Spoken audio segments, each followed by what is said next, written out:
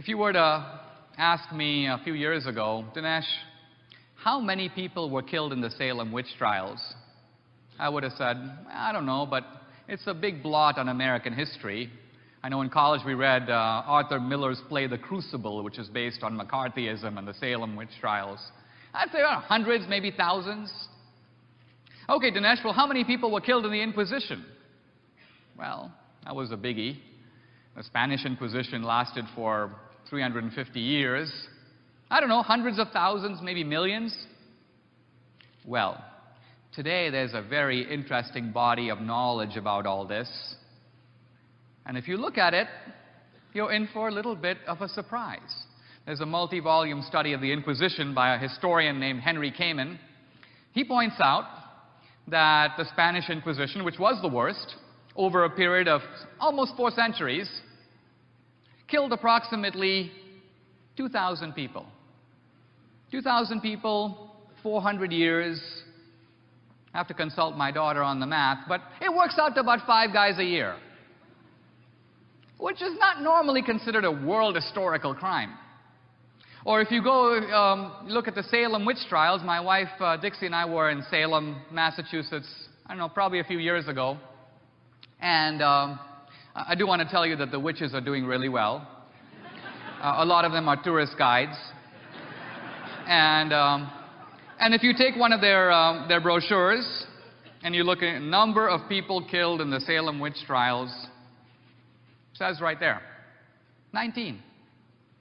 19. Now, is that 19 too many? Yeah. Or 2019 too many? Of course. But here's the point I want to make.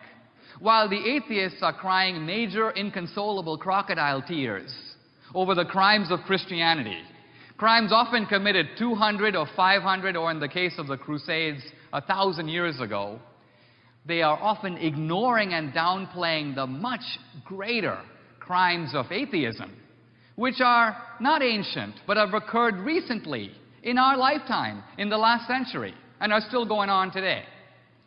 And people say, well, Dinesh, are you talking about like Stalin in Russia, or Mao in China, or the Nazi regime? And I say, well, yeah, but only in part. That's only the tip of the iceberg. It's true that those regimes alone, those 3, in the space of about 7 decades, managed to kill close to 100 million people. That's true. But that doesn't even count a procession of dictators beginning with Lenin and continuing through Brezhnev and Andropov and Chernenko. It doesn't count Enver Hoxha, Kim Jong-il, Fidel Castro, Ceausescu, Pol Pot. You take a junior league atheist like Pol Pot. Most people don't even name him. And yet in Indochina, following the Vietnam War, his Khmer Rouge regime, in the space of about 3 years, killed about 2 million people. 2 million.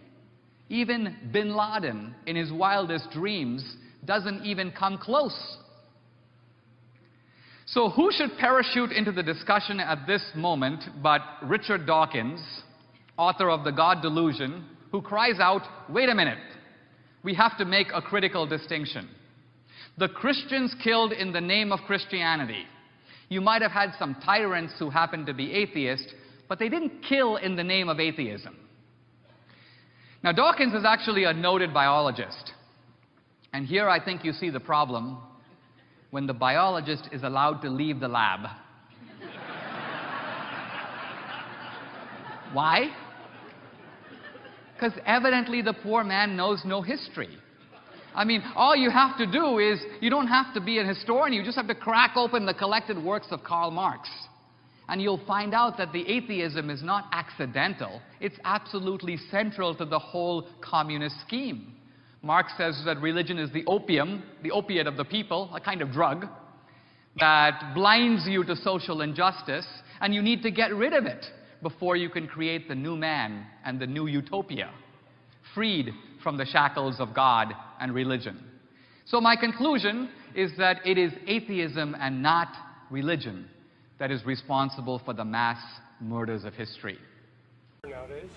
Last week we dealt with the Crusades, the Inquisition, and the Salem witch trials, and Dinesh D'Souza kind of summed that up for us, so that's why I played that.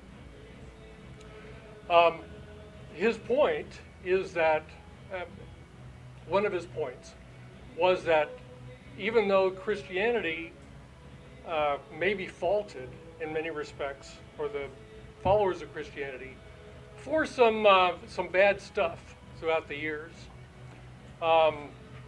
it isn't what Jesus taught. So you could argue that this is something that is an aberration from biblical, Jesus-centered Christianity. But also that the alternative, the balance of that is, what are the crimes done in the name of atheism? Because the charge is that religion is the most heinous cause of all the suffering in the world. He gave just the example of Lenin, Stalin, and Mao, who were responsible for over 100 million deaths in the 20th century alone. And then he went to some other ones. So perhaps a more balanced historical perspective is helpful at this stage.